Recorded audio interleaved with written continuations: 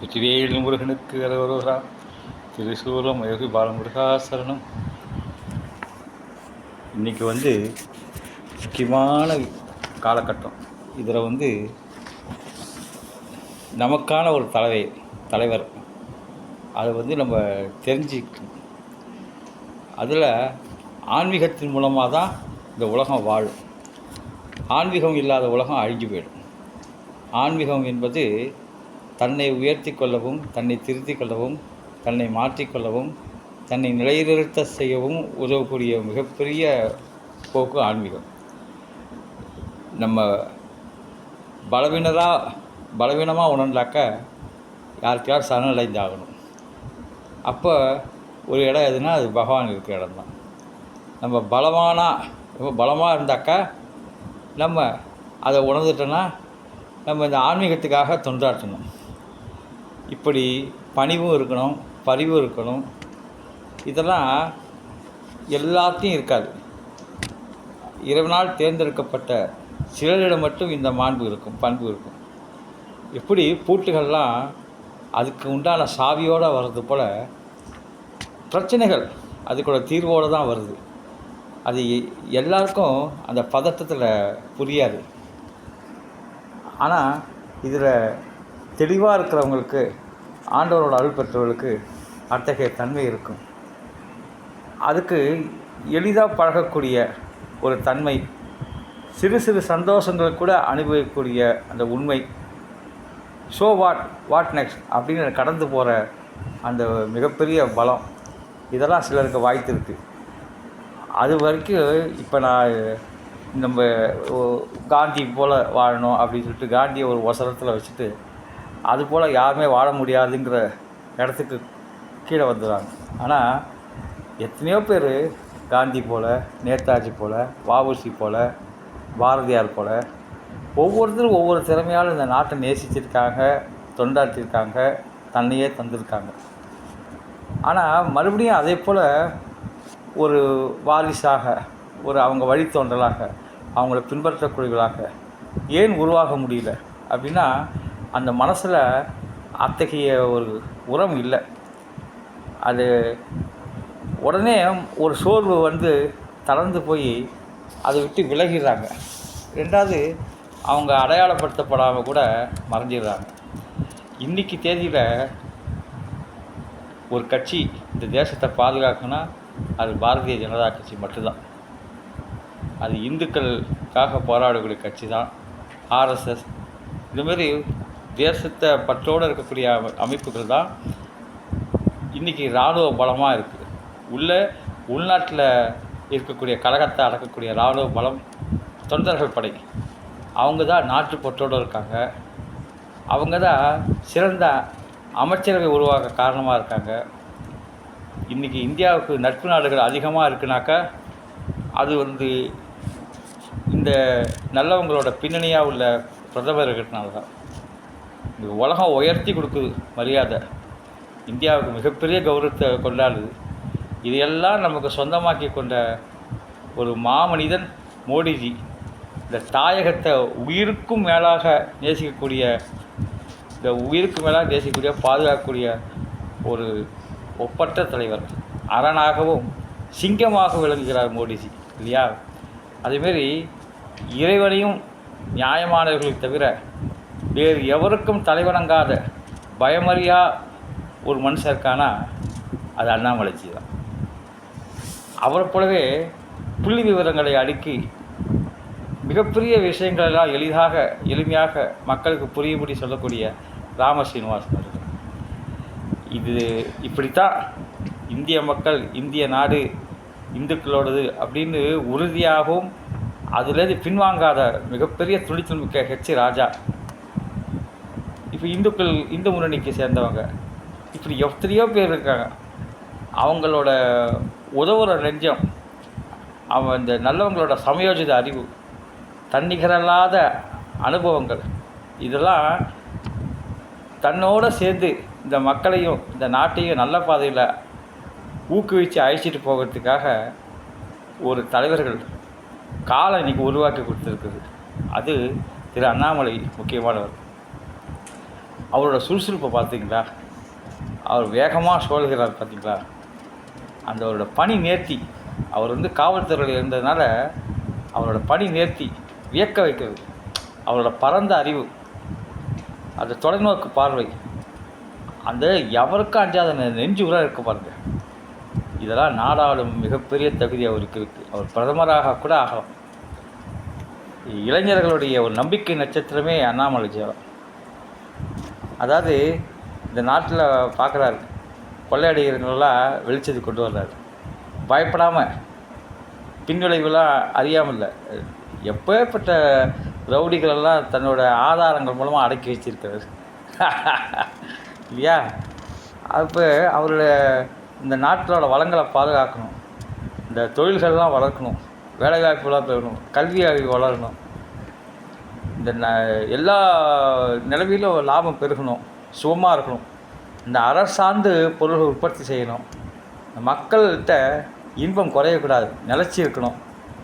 இதெல்லாம் சட்டத்திட்டங்களால் உருவாக்கி வச்சா கூட எத்தனை பேருக்கு அந்த சட்டத்திட்டம் போய் சேர்ந்துருக்கு அப்படிங்கிறத கவலைப்படக்கூடிய ஒரு சிறந்த மனிதர்.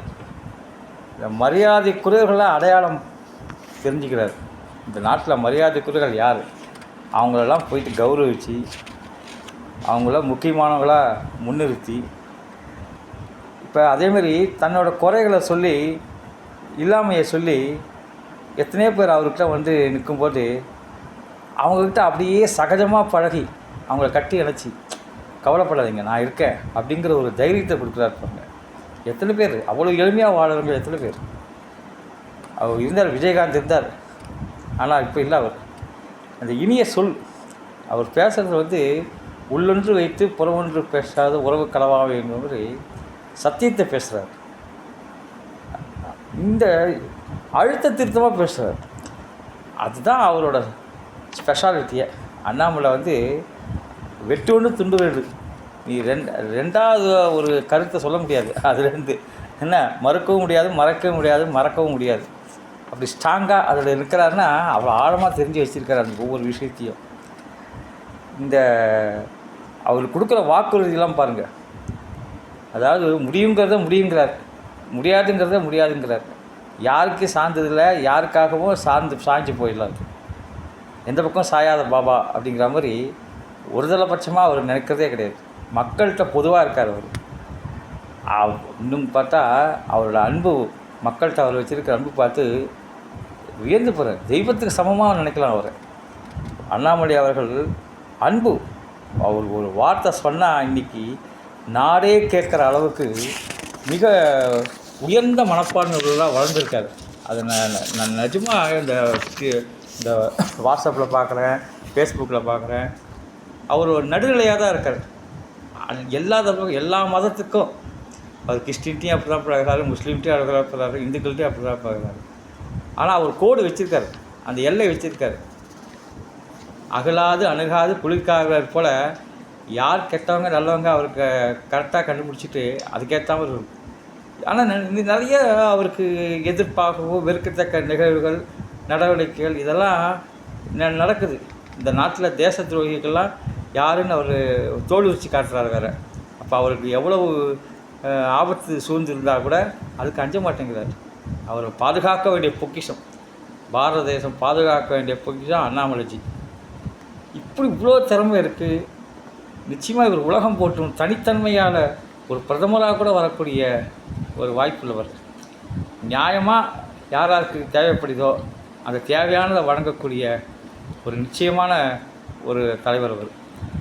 இந்த மத உணர்வுகள், இன உணர்வுகள், இதெல்லாம் தெய்வீக சூழல்கள் அருளிருந்த தேசமாக விளங்க அவர் காரணமாக இருப்பார். எல்லாத்தையும் தெரிஞ்சு வச்சுருக்கார் அவர். எல்லா துறைகளையும் தெரிஞ்சு வச்சுருக்காரு அவர். மகாபாரத கதையும் சொல்கிறாரு, ஜென் கதைகளையும் சொல்கிறாரு. காரணம் அவர் நேர்மையான ஆட்சி இந்த நாட்டுக்கு தரணும். ஒரு குண்டூசி விட இத்தனை வருஷமாக ஆண்ட மோடிஜி இல்லை, போகடா வெறி பிடிச்ச நாய்களை போல் இந்த புறப்பட்டு போங்க, ஓட்டு கேளுங்க அப்படிங்கிற பொறுத்து நாட்டின் நரம்பு, ரத்த, சத, புத்தி அத்தனையும் தன்னுடைய தேச உணர்வு பற்று தெரிக்கிற மாதிரி அவருக்கு சொல்கிறாரு பாருங்க. ஓட்டு கேளுங்க, நீங்கள் வந்து ஊரை அடித்து உலையில போட்டு கொள்ளை அடித்தவெல்லாம் எவ்வளோ தைரியமாக எவ்வளோ வசீகரமாக ஓட்டு கேட்குறான். இவ்வளோ நேர்மையாக இருக்கிற நம்ம தலைவனுக்காக நம்ம ஏன் ஓட்டு கேட்கக்கூடாது? பயப்படாதீங்க, தயங்கி நிற்காதீங்க, போய் கேளுங்க அப்படிங்கிறார் பாருங்க. அதாவது நேர்மையான ஆட்சி தளர்வாக இதுவரை கைவிடப்பட்ட சொந்த நாட்டு மக்களை யாராருன்னு கண்டறிந்து அவங்களெல்லாம் கரை சேர்க்கணும், பாதுகாக்கணும். அவரை தேடுறவங்களாம் உடனே அவர் கண்ணு முன்னால் போய் நிற்கக்கூடியதாக இருக்கார். ஒரு கலைஞரை விளக்கமாக தேகக்கூடிய அண்ணாமலைஜி இந்த நாட்டோட பிரதமராக கூட அவரை தேர்ந்தெடுக்கலாம். ஏன்னா முக்கியமானவர், முதன்மையாளர்கள் எல்லாத்துலேயும் ஒரு தலை சிறந்தவராக இருக்கார். அவர் கற்றுக்க வேண்டிய விஷயங்கள்லாம் எப்போ கற்றுன்ட்டார் போல இருக்குது. பகவான் தேர்ந்தெடுத்து அனுப்பிச்சிருக்காரு. அதை நெறிப்பட அதாவது கரெக்டாக பேசுகிறாரு. எண்கள் அளவில், எண்ணிக்கை அளவில் உலகத்தில் எத்தனாவது நாடு தலை சேர்ந்த நாடு, எழுத்து வகையில் பட்டயம் கொடுக்குற அளவில் உலகில் தலை சேர்ந்த நாடு இந்தியா அப்படின்னு விளங்கணுங்கிறதுல முக்கிய கருத்தாக வச்சுருக்காரு. அவருடைய எடுத்துக்காட்டான அர்ப்பணிப்பு, அந்த உழைப்பு, இதெல்லாம் ஒரு காலம் வீணாக போகாது. நிச்சயமாக இந்த தடவை பாரதிய ஜனதா கட்சி மிக பெரும்பான்மை வெற்றி பெறும். காரணம், நல்லவர்கள் வெல்வது நிச்சயம். இப்போ அவரோட நட்புக்கு இயங்குபவர்கள் நிறைய பேர் உண்டு. அவர் நட்பு கிடைக்காதா, அண்ணாமலை நட்பு கிடைக்காதா. ஆனால் அதே சமயத்தில் கெட்டவங்களுக்கு, தீயவர்களுக்கு நெருப்பாக இருப்பார். அவங்களாம் கிட்ட நெருங்கவே முடியாது. இப்படி ஒரு தன்மையோடு நிலச்சிருக்கார் அண்ணாமலைஜி. இன்னும் லவ் லேண்ட் லைங்கிற மாதிரி இந்த உலகத்தை நேசிக்கிறாரு, இந்த உலகத்துக்காக வாழறாரு. அதனால் இந்த உலகத்துக்காக இன்னும் சில விஷயங்களை கற்றுக்கணும்னு அவருடைய தேடல் தெரியுது. எப்படி இந்த நல்ல தலைவர் கிடைக்க மாட்டானான்னு இந்த மக்களுக்குள்ளே ஒரு தேடுதல் இருக்கும்போது அண்ணாமலைஜி கிடைச்சாரோ, அதேமாரி அவர் நல்லவங்களை, சிறந்தவங்களை, இந்த நாட்டுக்காக தேசத்துக்காக நினைக்கிறவங்கள அவர் தேடுறார். அவர் ஒன்று சேர்க்கணும்னு நினைக்கிறார். ஒரு 100 பேரை கொண்டு வாங்க இந்த உலகத்துக்கு நல்லவங்களை, விவேகானந்தர் சொன்னாங்கல்ல, அதுமாரி ஒரு ஆயிரக்கணக்கான பேரை திரட்டுறார். ஒன்றுமே சொத்தையாக இருக்கிற மனிதர்களை விட வித்தை கத்தவங்கள மனிதர்களை சேர்த்துருந்தால் எவ்வளோ விஷயங்களை சாதிக்கலாங்கிறது தெரிஞ்சிருக்காரு. அதாவது எண்ணிக்கையில் விரல் விட்டு சொல்கிற அளவுக்கு சில தலைவர்கள் இருந்தாலும் அவர் முத்தாக இருக்காக இந்த இன்றைக்கினா பாரதிய ஜனதா கட்சி தான். ராம சீனிவாசன் அவர்கள், ஹெச் ராஜா அவர்கள், இவங்களாம் இன்னும் சில பேர் இருக்காங்க. அவங்களெலாம் பாதுகாக்கணும். இந்த உலக மக்களோட இன்பத்துக்குன்னு செயல்படுறார். அப்டேட் இந்த அப்படி கையில் விரல் நுனியில் வச்சுருக்காரு. இந்த உலகத்தோட நிலைமையை இன்றைய தேதிக்க விஞ்ஞான வளர்ச்சி ஆகட்டும், ஏதாவது தகவல் பொருள் எல்லாத்தையும் விரல் நுனியில் வச்சுருக்காருங்க. அதேமாரி அவர் யாரை எங்கே எப்படி சந்திக்கணுங்கிறது சிந்தித்து வச்சுருக்காரு. எல்லாம் தெரிஞ்சிருக்கு. எந்த நிலையிலும் இறங்காட்டி அடிக்கிறவர். அது துணிச்சல், பாராட்டுக்குரிய துணிச்சல். அதனால் அவருக்கு ஆண்டவன் நிச்சயம் துணை இருக்கணும். நல்ல குணம் இருக்கார். அவர்கிட்ட ஏதோ குற்றம் இருக்கா, குணம் இருக்கா அப்படின்னு ஆராய்ச்சி பார்த்தோன்னா வெளிப்படையாக சொல்லலாம், அவர்கிட்ட எந்த குற்றமும் கிடையாதுன்னு. அவரே தானே சொல்கிறாருன்னு கூட அது வெளிப்படையாக இருக்குது. அது இந்த கட்சிகளுக்கே, இப்போ இந்த திராவிட கட்சிகளுக்கே ஒன்று அவனுடைய ஒழுக்கத்தை குறை சொல்கிறது, இல்லை அவனோட வளர்ச்சியை அவதூறு பரப்புறது, வதந்தி பரப்புறது, இல்லாத பொல்லாத சொல்லி ஒரு சந்தேகத்துக்குரியவனாக ஆக்குறது, இப்படியே அவனுடைய புகழை மறக்க செய்யலான்ட்டு விஜயகாந்த் போன்றவங்களாம் எவ்வளோ பெரிய நல்ல மனுஷன். அவங்களாம் இந்த மீடியாக்கள் மூலமாக அப்போ அந்த சாட்சி விட்டாங்க. ஆனால் அண்ணாமலையை அவர் நெருங்கவே முடியாது. ஏன்னா இனத்தை சொல்லி, ஜாதியை சொல்லி, மொழியை சொல்லி, எதையாவது சொல்லி அவரை தாழ்த்தலாம் முடியல. அவர் காற்றுள்ள பந்து எப்படி தண்ணியில் மூழ்காதோ அப்படி திறமையுள்ள மனுஷன், இந்த உலகத்துக்கு வேண்டிய மனுஷன். அவரால் அடக்கவும் முடியாது, யாராலும் அடக்கவும். அப்படிப்பட்ட ஒரு நெருப்பு மனுஷன் அண்ணாமலை. அதாவது புதுமை தலைவர். புதுசாக அவர்கிட்டேருந்து பண்பு இப்போ புறப்படுதுன்னா அவருக்குள்ளே ஒரு இறைவன் வந்திருக்காரு. இன்றைய இந்திய மக்களின் வாழ்க்கை தர உயரணும், வாழும் சூழல் இந்த உலகிற்கு வெள்ளிடை மலையாக தெரியணும், வெளிப்படையாக உணர்த்தும்படி ஆட்சி அமையணும். இதெல்லாம் அவரோட கனவு. இந்திய சட்டத்தில் எவ்வளோ ஓட்டம் இருக்குது. இந்த தகுதியற்ற நீதிபதிகள் அவரோட தீர்ப்புகளை எந்த தவறையும் தாராளமாக செஞ்சு தப்பிச்சிடலான்னு கோட்டை கட்டி பாதுகாப்பாக வாழ்கிற எத்தனையோ பேருக்கெல்லாம் நெருக்கமான ஒரு முறையில் அவருக்கு அணுகுமுறை இருக்குது. கூண்டோடு தூக்கி எறியக்கூடிய காலம் வெகு தூரத்தில் இல்லைங்கிறத சொல்லிகிட்டே வர்றாரு.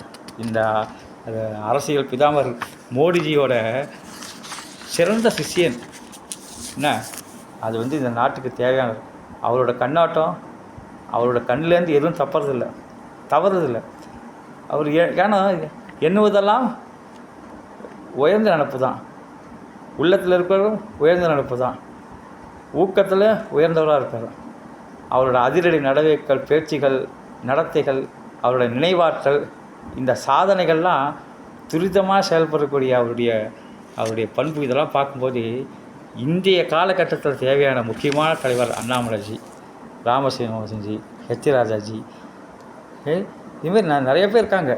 எனக்கு தெரிஞ்ச வரைக்கும் நான் வந்து ரொம்ப அதிசயப்பட்ட மனிதர். இவங்களாம் சேர்ந்து பாதுகாத்தா இந்த நாடு நிச்சயமாக இந்துக்கள் நாடு இந்தியாவாக இருக்கும். எல்லா மதத்தினரும் வாழக்கூடிய இடமா இருக்கும். எல்லா வளங்களும் பாதுகாக்கப்படும். எல்லா சூழ்நிலையும் மனுஷன் வாழறதுக்காக, எல்லா உயிர்களும் வாழறதுக்காக உரிமை இருக்குது. அதை நிலைநாட்டக்கூடியவர். இந்த தமிழக தேர்தலில் நிச்சயமாக பாரதிய ஜனதா கட்சி, அதிமுக, தோழமை கட்சிகள் எல்லாமே நேர்மையாக இருக்கக்கூடிய அரசியல்வாதிகள் நிறைஞ்சிருக்காங்க. இதெல்லாம் ஜெயிக்கணும்னா மக்கள் வந்து ஒரு நல்லவன் இந்த நாட்டுக்கு வரான்னா அவனை கைவிட்டுடக்கூடாது. அவனுக்கு கைக்கு பலமாக துணையாக இருக்கணும். வழுக்கு நிலத்தில் ஊன்றுகோல் போல் இந்த பாழ்பட்ட பாரத தேசத்தை வாழ்விக்க வந்த ஒரு மனுஷன் போல் அவரை வந்து தெய்வம் கொடுத்துருக்கு. அவரை பாதுகாக்கணும். ஜெய்ஹிந்த், ஜெய்ஹிந்த். வாழ்க வளமுடன். சிவாய நமः.